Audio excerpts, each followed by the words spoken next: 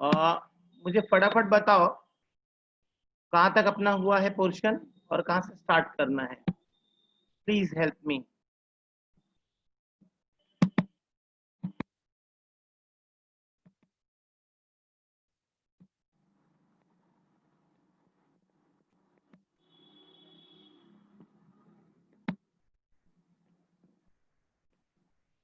कौन सा?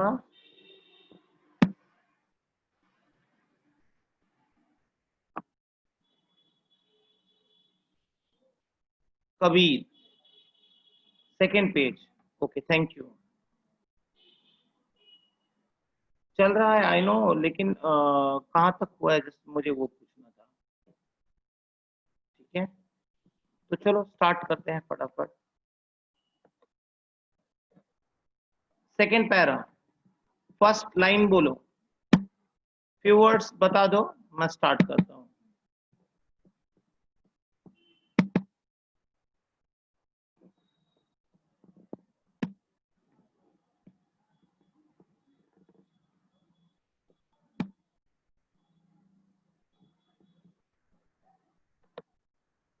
बोलो बोलो।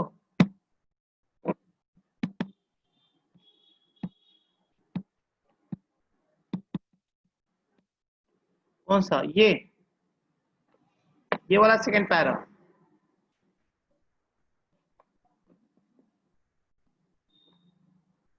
जल्दी जल्दी बोलो, यहां से या फिर आगे से।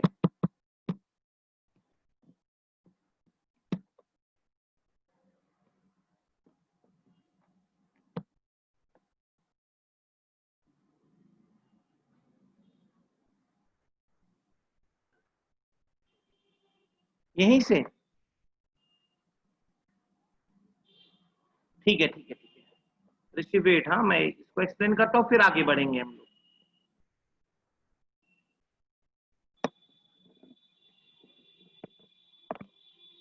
कबीरदास की वाणी वह लता है जो योग के क्षेत्र में भक्ति का बीज पड़ने से अंकुरित हुई थी। उन दिनों उत्तर के हठ योगियों और दक्षिण के भक्तों में मौलिक अंतर था। लेखक हजारी प्रसाद द्विवेदी जी कहते हैं कि कबीर की वाणी कैसी है? बोले एक लता की तरह है। लता मतलब एक क्रीपर जो दीवारों पे चढ़ जाता है, उसमें फल होते हैं, उसमें फूल भी होते हैं, लेकिन वो बनता किससे है? बोले योग के क्षेत्र में भक्ति का बीज पड़ने से अंकुरित हुआ है। इन शॉर्ट कहें तो कबीर की बातों में योग और भक्ति दोनों का मिश्रण था, दोनों का मिक्सचर था, दोनों मिले हुए थे। मतलब कबीर को योग और भक्ति दोनों का ही अच्छा ज्ञान था। उन दिनों उत्तर के हठ योगियों, उत्तर भारत के जो हठ योगी थे, हठ योगी का मतलब मैंने यहाँ पे बताया था, हठ युक्त, हठ मतलब जिद होता है जिद पूर्वक साधना करने वाले। और दक्षिण के भक्तों में, जो साउथ के जो भक्त थे, उनमें उनमें मौलिक मतलब विशेष अंतर था, फर्क था। क्या फर्क था? एक टूट जाता था। कौन है टूट जाता था? हठ योगी जो जिद पूर्वक योग करते थे वो टूट जाते थे, लेकिन झुकने का नाम नहीं लेते थे। और जो दक्षिण के थे वो झुक जाते थे, पोलाइट हो जाते थे, लेकिन टूटने का नाम नहीं लेते थे, मरने का नाम नहीं लेते थे। दोनों में ये एक बहुत बड़ा अंतर था। एक के लिए समाज की ऊंच नीच भावना मजाक और आक्रमण का विषय था। एक के लिए मतलब जो हठ योगी थे उनके लिए ये समाज कैसा था? बोले कि ऊंच नीच की भावना, बोले कि ये ऊंची जाति का है, ये नीची जाति का है, बोलते क्या मजाक करता है, ये कौन बनाया? ऊंची जाति नीची जात इंसान ने बनाया। लेकिन हठ योगी क्या मानते थे कि मनुष्य सिर्फ मनुष्य है, वह ईश्वर का बनाया हुआ एक अनमोल उपहार है, और उसे इंसान होने पर गर्व होना चाहिए और इंसान को इंसान का सम्मान करना चाहिए। ये उनके विचार थे। और आक्रमण का विषय क्या था कि वो ये ऐसी ऊंच नीच की बेकार की बातों पर अटैक करते थे। उसे मानने से इनकार करते थे, ठीक है। और दूसरे के लिए मर्यादा, सम्मान और स्फूर्ति का विषय था, उत्साह का विषय था। क्योंकि दूसरे जो दक्षिण के लोग थे, बोले ठीक है, ऊंच नीचे है तो है, बनाया है तो बनाया है इंसान ने, लेकिन ठीक है, हम मर्यादा रखें, एक दूसरे का सम्मान करें और उत्साह के साथ हम सब ईश्वर के प्रति साधना के कार्य के क्षेत्र में अग्रसर हों, आगे बढ़ें। हमारा ये प्रयास होना चाहिए। वो उन चीजों का भी सम्मान कर लेते थे जो ईश्वर के साथ साथ इंसान ने बनाए हैं। ये दोनों में एक मौलिक फर्क था। क्लियर हुआ? क्या था? क्लियर हुआ? अभी समझा ये? स्टूडेंट्स प्लीज रिप्लाई करो। आप सभी को समझा ये चीज?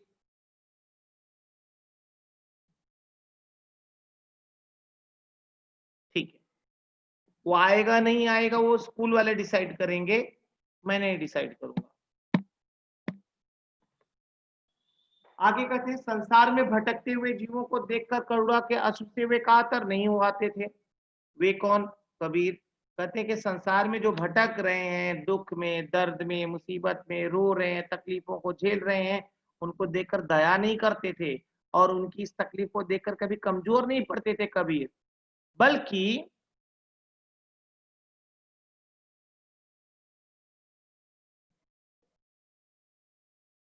सर, ध्रुव सर, ये कौन है? माई खलीफा दुबई, इनको भगाइए जरा यहां से।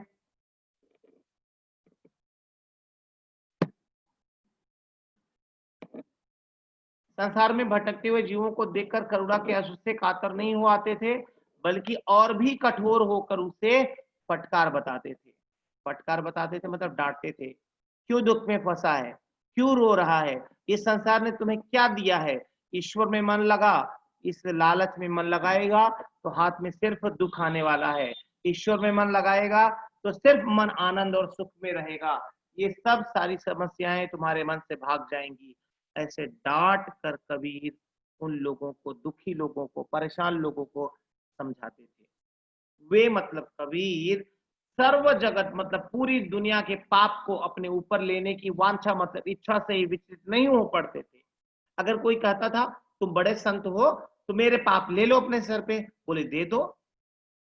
क्योंकि कबीर कहते थे जिसका पाप उसका बाप।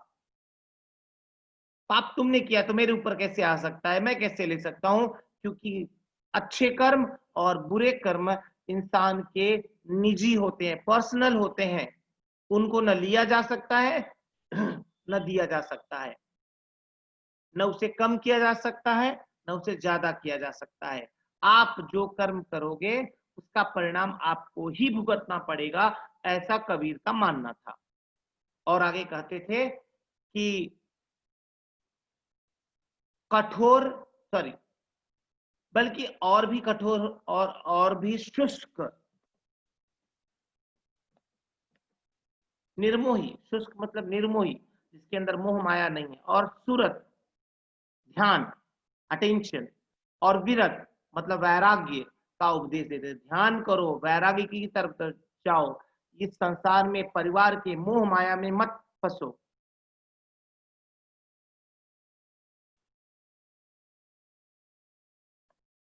निकल गए हो कहीं द्वारा? ओके, ये तो क्लियर हो गया था ना? ठीक है।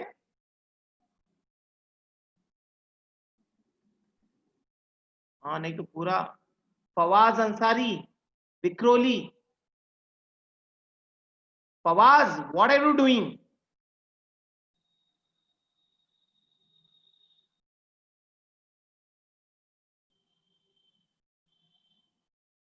ये हो गया था ना जय?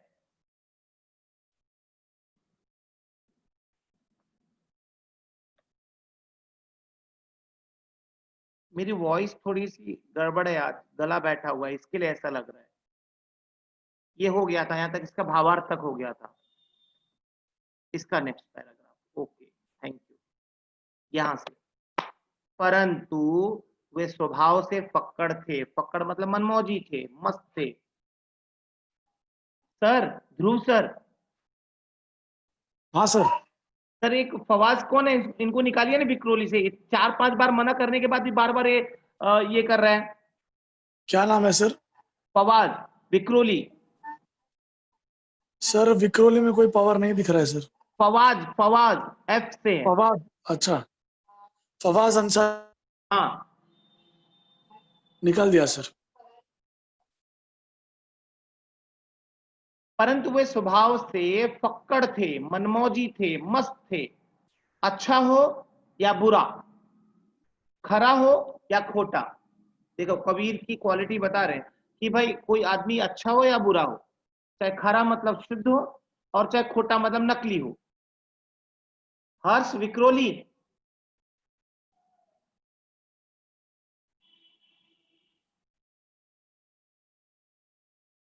नहीं हुआ ये। ऐश्वर्या ये नहीं हुआ है, मुझे याद है।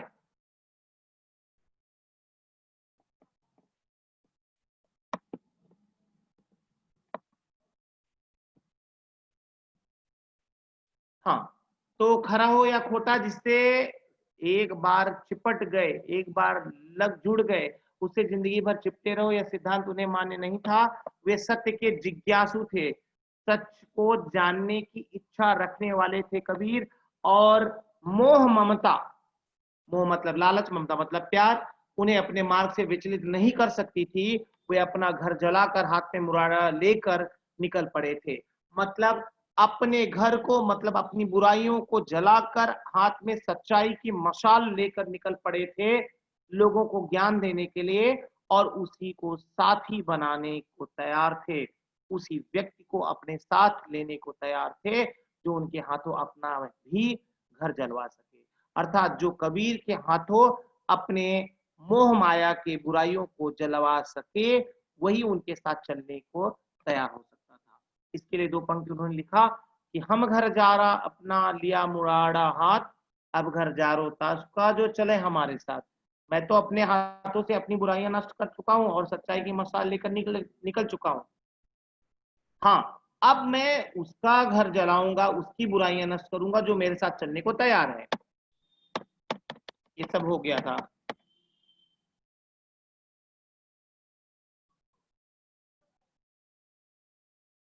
वीके, विक्रोली, कृष्ण। आज विक्रोली में क्या हो गया है सर? सब विक्रोली से ही टाइम पास हो रहा है चालू। विक्रोली क्रिश सर। हाँ।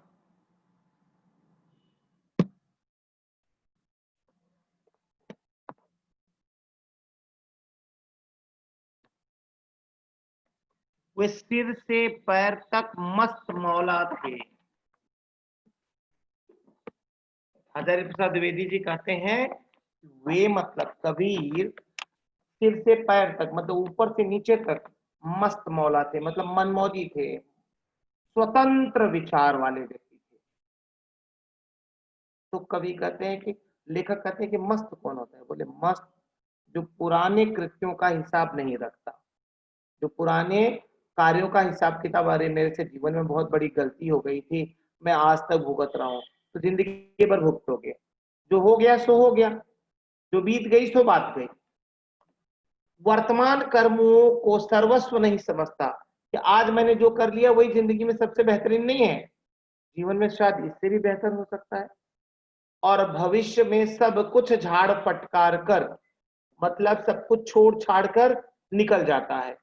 जो दुनियादार किए कराए का लेखा जोखा दुरुस्त रखता है, मतलब जो संसार के कर्मों का हिसाब किताब रखता है, वह मस्त नहीं हो सकता है, क्योंकि वो दिन रात उसी हिसाब में लगा हुआ है, जोड़ने घटाने में लगा हुआ है। जो अतीत का चिट्ठा खोले रहता है, जो पास्ट में ही रोता रहता है, अरे मेरे साथ बहुत बुरा हुआ था, मैं ऐसा हो गया था, तो रोते रहते, वह भविष्य का क्रांतदर्शी नहीं बन सकता है। मतलब वो व्यक्ति भविष्य का क्रांतदर्शी, मतलब जीवन के भविष्य में कुछ बदलाव परिवर्तन लाने वाला नहीं हो सकता है।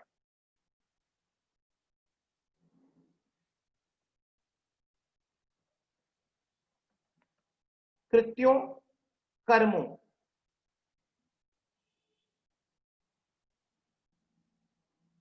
सर्वस्व, सब कुछ।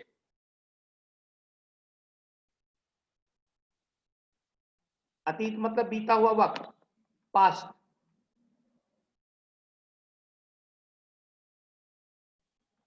झाड़ फटकार मतलब छोड़ छाड़ कर।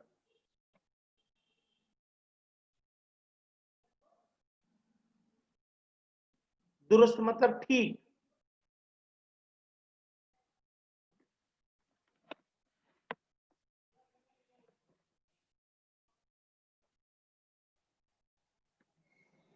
क्रांतदर्शी, क्रांतदर्शी मतलब दूरदर्शी। मतवाला मतलब मस्त, अपनी धुन में रहने वाला। होशियारी मतलब चालाकी। चीता कहाँ है? चीता कहाँ है? चीता कहाँ है यहाँ पे?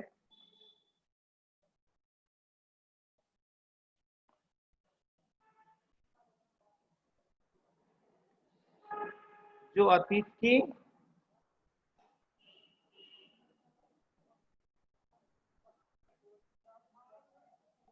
चिट्ठा है। चिट्ठा, चिट्ठा मतलब किसी का राज खुलना, पोल खुलना, चिट्ठा है। हाँ, मीत ने बराबर लिखा है।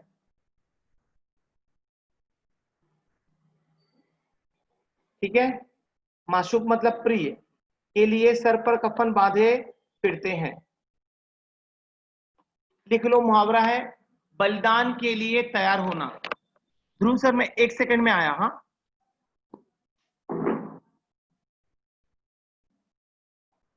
Yes sir.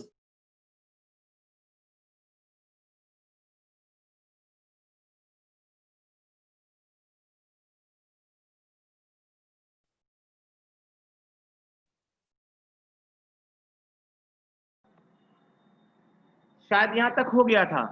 क्रांतिदर्शी मतलब परिवर्तन लाने वाला या नई सोच वाला व्यक्ति, जो रेवलेशन ला सके, एक क्रांति ला सके, एक बदलाव ला सके। ये नहीं हुआ था? ओके। हमन है इश्क मस्ताना, हमन को होशियारी क्या, रहे आजाद या जग से, हमन दुनिया से यारी क्या। जो बिछड़े हैं प्यारे से, भटकते दर बदर फिरते, हमारा यार है हम में, हमन को इंतजारी क्या। हजारी प्रसाद द्विवेदी जी ने कहा कि कबीर ने लिखा कि हमन है इश्क मस्ताना। हमन मतलब हमारा इश्क, हमारा प्यार। किसके प्रति प्यार? माशूक के प्रति नहीं। लास्ट पैराग्राफ में देखा ना, माशूक मतलब प्रेमिका के प्रति प्यार नहीं है, ईश्वर के प्रति प्यार है। तो मेरा जो प्यार है ना, वो मस्ताना है, वो दीवाना बनाने वाला है, क्योंकि वो किसी प्रेमिका के लिए नहीं बल्कि मेरे ईश्वर के लिए है। और हमन को होशियारी का, तो अगर मुझे मेरे ईश्वर से प्यार है और मैं उसके प्यार में मस्त हूं, तो मुझे चालाकी की क्या जरूरत है? रहे आजाद या जग से, हम आजाद रहे कहां से? संसार से। मतलब सांसारिक दुख, दर्द, ईर्ष्या, द्वेष, लोभ, मोह, माया, अहंकार, इन खड़ बुराइयों से, मतलब 6 जो बुराइयां हैं, इनसे हम आजाद हैं। हमन दुनिया से यारी क्या, क्योंकि बता तो रहा हूं, सब मीनिंग तो लिखा रहा हूं। मुबारक, एक एक मीनिंग तो लिखा रहा हूं। हमन मतलब हमारा, हमन को मतलब मुझको, हमको, इस संसार से। हमन दुनिया से यारी क्या, हमें दुनिया के, दुनियादारी से क्या लेना देना है? संसार, संसार की चीजों से क्या लेना देना है? जब मैं अपने उस खुदा में, अपने ईश्वर में ही मग्न हूं, खुश हूं, तो मुझे दुनिया से, दुनिया के लोगों से, दुनिया की चालाकी से क्या लेना देना है? और आगे लिखा, जो बिछड़े हैं, जो बिछड़े हैं, जो बिछड़ गए हैं, इससे प्यारे से, अपने प्रिय से, अपने प्रेमी से। ये किसके लिए लिखा? संसार के लोगों के लिए लिखा। कि जो प्रेमी प्रेमिका वाला मतलब है, कि जो प्रेमी अपनी प्रेमिका से बिछड़ गई है, जो प्रेमिका अपने प्रेमी से बिछड़ गई है, वो भटकते दर बदर फिरते, इधर उधर पागलों की तरह लैला मजनू बन के फिरते हैं। हमारा यार है हम में। बोले मेरा यार, मेरा दोस्त, मेरा खुदा, मेरा ईश्वर मेरे दिल में है, मेरे अंदर है। हमन को इंतजारी क्या, मुझे किसी के इंतजार की क्या जरूरत है। इंतजार वो करे जो भटक रहे हैं, समझे ना। उन्होंने कहा है इंतजार कौन करे, जो भटक रहा है। हम क्यों भटके, हम क्यों खोजें। मेरा यार, मेरा वो ईश्वर तो मेरे दिल में है, मेरे अंदर है।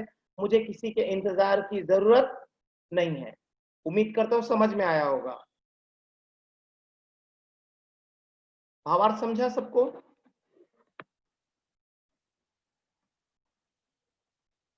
हमन मतलब हमारा। कीर्ति एक एक मीनिंग मैंने दिखाया, फिर भी नहीं समझा तो बताओ, मैं एक्सप्लेन कर देता हूं। क्लियर ना। अरे वाह, चलो थैंक यू। आगे बढ़ते हैं। आगे कहते इसलिए ये फक्कड़ राम, मनमौजी राम किसी के धोखे में आने वाले ना थे, क्योंकि जिनको संसार से कुछ लेना देना नहीं है तो उनको कौन बहका सकता है, कौन फुसला सकता है, कौन बदल सकता है। दिल जम गया तो ठीक है, कहीं मन लग गया, किसी का साथ अच्छा लगा। थर्ड लाइन, जो बिछड़े हैं प्यारे से, जो बिछड़ गए हैं, अलग हो गए हैं, प्रेमी प्रेमिका से, प्रेमिका प्रेमी से जो अलग हो गया है, बोले वो भटक रहे हैं बेचैन होकर, उनके लिए बोले मैं नहीं भटकने वाला हूं। क्यों? क्योंकि मेरा यार, मेरा दोस्त, मेरा खुदा, मेरा ईश्वर, मेरा भगवान मुझ में ही है। तो हो हमन हो इंतजारी क्या, मुझे किसी के इंतजार की क्या जरूरत है। समझा।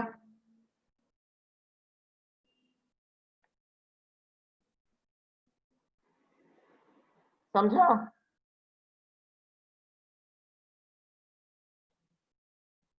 क्लियर हुआ या फिर से बताऊं। हाँ, कहते थे कि दिल जम गया तो ठीक है, और ना जमा तो राम राम। मतलब किसी का साथ अच्छा लगा तो हम उसके साथ थोड़े वक्त बिता लिए, नहीं मन जमा, उसको नहीं अच्छा लगा, मुझे नहीं अच्छा लगा, चलो बाय बाय, राम राम करके आगे चल दिए। योग क्रिया को उन्होंने डटकर अनुभव किया। अब देखो काम की बात बता रहे हैं यहाँ पे। बोले योग उन्होंने खूब किया, खूब योग किया, लेकिन नतीजा क्या निकला। बोले पर जची नहीं, मजा नहीं आया। किसमें? योग में। फिर धोखे मतलब भुला हुए में, उन्हें यह परवाह न थी, उन्हें यह फिक्र नहीं थी कि लोग उनकी असफलता पर क्या क्या टिप्पणी करेंगे। टिप्पणी मतलब कमेंट करेंगे। उन्होंने बिना लाग लपेट के, देख लो, घुमा फिरा के, बिना लाग लपेट के मतलब बातों को घुमा फिरा के नहीं कहा, बिना झिझक, बिना शर्म, बिना संकोच के ऐलान किया, अनाउंस कर दिया। अनाउंस क्या किया? आसमान का आसरा छोड़ प्यारे, उलट देख घट अपन जी, तुम आप में आप हकीक करो, तुम छोड़ो मन की कल्पना जी। आसमान का आसरा छोड़, है यार, है दोस्त, इस बात को समझ। आसमान की तरफ हर बार मत देख, क्योंकि ध्यान बार बार करने से तुमको वो जल्दी मिलने वाला नहीं है। तो कैसे मिलेगा? बोले उलट देख घट अपन जी, उल्टा तुम उस ईश्वर को अपने घट मतलब अपनी आत्मा में, अपने हृदय में देखो। सर ये बिक्रोली से कौन है बार बार ये कर रहा है मस्ती? आप कौन है सर? पता नहीं, बीके करके आ रहा है, देखने बराबर देखने को नहीं मिला, पट से वो भाग जा रहा है।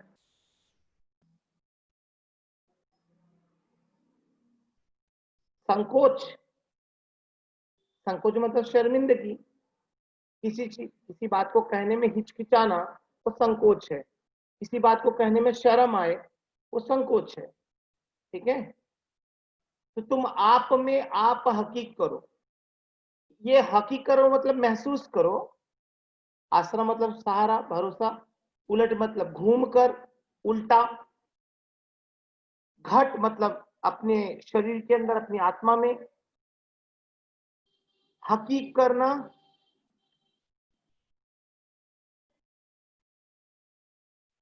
गैंगस्टर। हे भगवान सर, किसको किसको आपने अप्रूवल दे दिया है? गैंगस्टर भी चले आ रहे हैं सर, इनको निकालिए। कौन है सर? गैंगस्टर, गैंगस्टर है सर, नाम देखिए।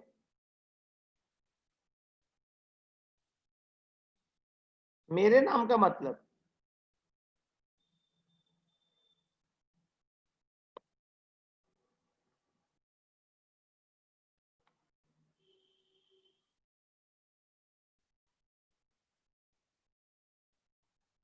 जज कहाँ है?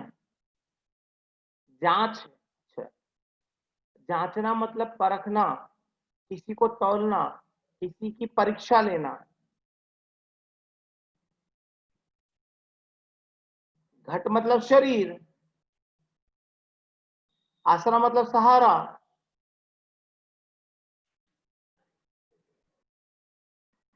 तहकीक मतलब जांच,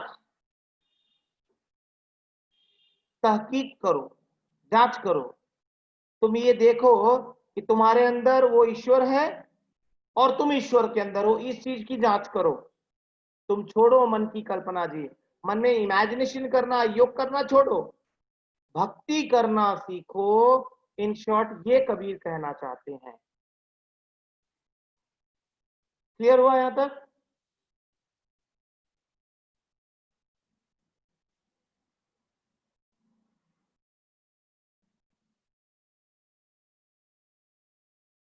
गैंगस्टर सर कौन है? इनको निकालो ना, गैंगस्टर कौन है? देखो चैट बॉक्स में भी मस्ती कर रहा है।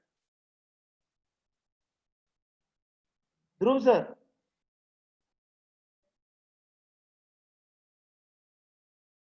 ध्रुव सर,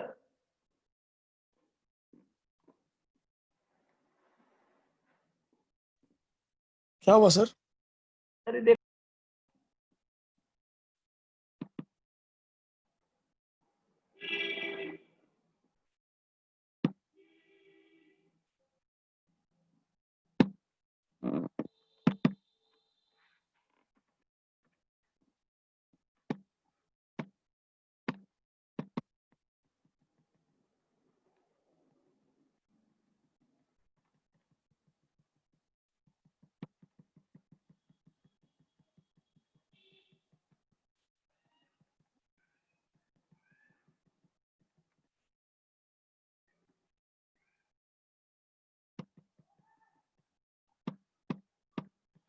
हो गया।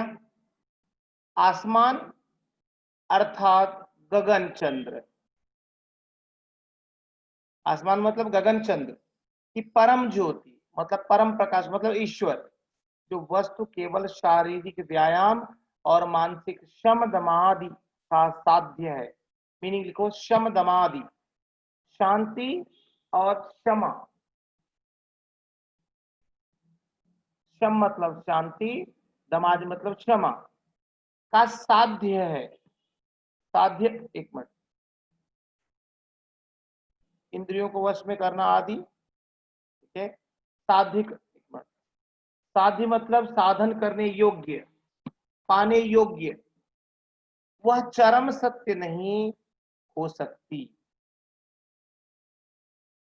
चरम सत्य मतलब पूर्ण नहीं हो सकती, मतलब शांति और क्षमा के प्रयास से जो पूर्ण सत्य प्राप्त हो जाए, सॉरी, जो प्राप्त हो जाए, बोले वो पूर्ण नहीं है। वो उस ईश्वर का अंश हो सकता है, वह ईश्वर नहीं हो सकता है, ऐसा कबीरदास जी कहते हैं।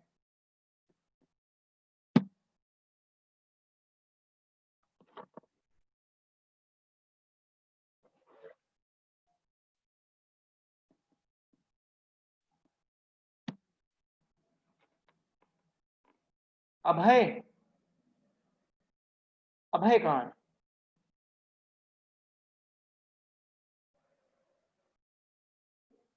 अभय कहाँ है?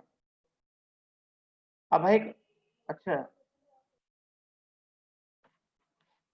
बाह्य, अच्छा बाह्य है, बाह्य मतलब बाहर, एक्सटर्नल। मैंने दिखाया जय, ये देखो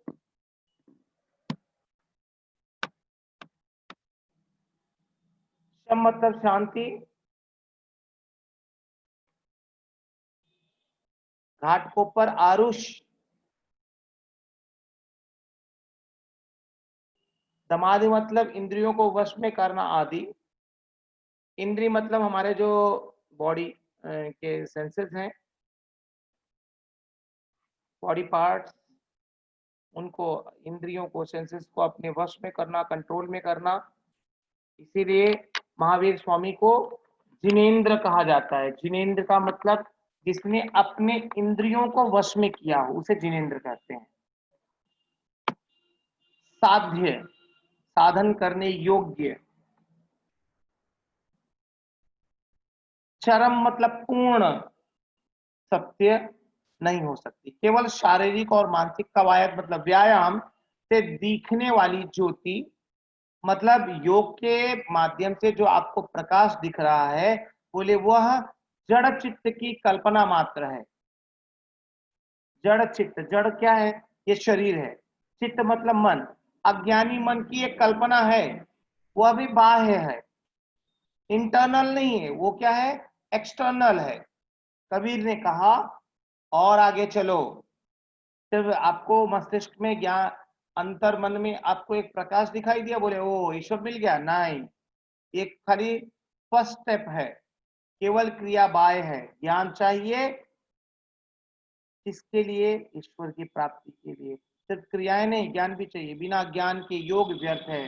अगर आपको ज्ञान नहीं है तो योग तो आपका बेकार, योग का कोई मतलब नहीं है बिना ज्ञान के। यहां तक क्लियर? आगे बढ़े? यहां तक किसी कुछ पूछना है?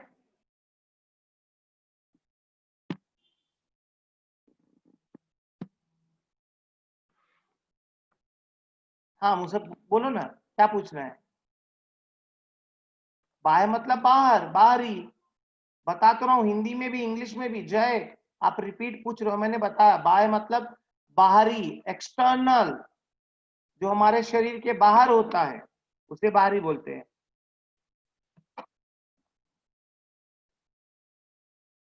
ऐश्वर्या,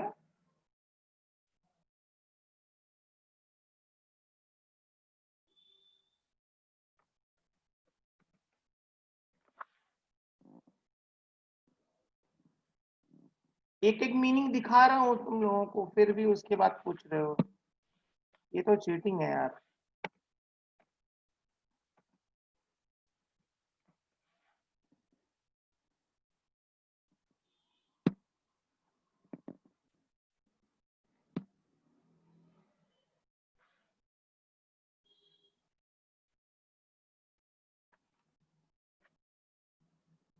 हर्षल, नमस्ते का मतलब बताओ।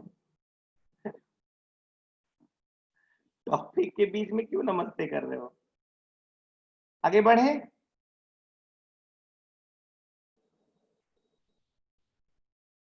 Okay, thank you.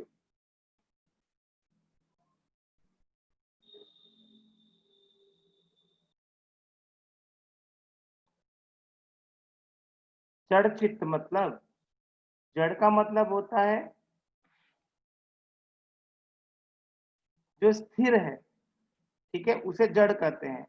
चित्त मतलब मन, स्थिर मन या बाह्य मन कह सकते हैं यहाँ पे, ठीक है। जैसे अज्ञानी मन, बाह्य मन या अज्ञानी मन, जिसको ज्ञान नहीं है, जड़ है, जड़ अपनी जगह से मूव नहीं करता है, रूट। उसी तरह बोले अज्ञानी मन। कबीर की यह घर फूक मस्ती, पकड़ाना, लापरवाही और निर्मम अखंडता उनके अखंड आत्मविश्वास का परिणाम थी। एक लाइन में लेखक ने इतनी सुंदर बात कही कि कबीर की यह घर फूक मस्ती, किसका घर फूकने का? अपना, अपनी बुराइयों को नष्ट करना, दूसरों की बुराइयों के नष्ट करने में, बुराइयों को समाप्त करने के जो मस्ती थी, जो आनंद था। और पकड़ाना, पकड़ाना मतलब मस्ती से भरी हुई लापरवाही। और निर्मम मतलब कठोर, अखड़ता, अखड़ता का मतलब है हठ, और उनके अखंड, अटूट, अनब्रेकेबल आत्मविश्वास का परिणाम थी क्या? कबीर की भक्ति। उन्होंने कभी अपने ज्ञान को, अपने गुरु को, अपनी साधना को संदेह की नजरों से नहीं देखा। और यही हर व्यक्ति के अंदर होना चाहिए। कभी भी आपके पास जो ज्ञान है उस पर डाउट नहीं करना चाहिए, और उस ज्ञान को देने वाले गुरु पे कभी डाउट नहीं करना चाहिए, और अपने साधना मतलब अपने हार्डवर्क, अपने प्रयास पे, अपने कठिन परिश्रम पे कभी भी इंसान को डाउट नहीं करना चाहिए। ये तीन चीज पे नोट कर लो, ये तीन चीज पे कभी भी डाउट नहीं करना चाहिए। आपके नॉलेज पे, और उस नॉलेज को देने वाले गुरु पे, और आपके हार्डवर्क, अपने कठिन परिश्रम पे कभी डाउट मत करो। और कभी नहीं करते थे कबीर। अपने प्रति उनका विश्वास कहीं भी डिगा नहीं, डगमगाया नहीं, लड़खड़ाया नहीं, कमजोर नहीं पड़ा। कभी गलती महसूस हुई तो उन्होंने एक क्षण के लिए, एक पल के लिए भी नहीं सोचा कि इस गलती के कारण वे स्वयं हो सकते हैं। हो गई तो हो गई।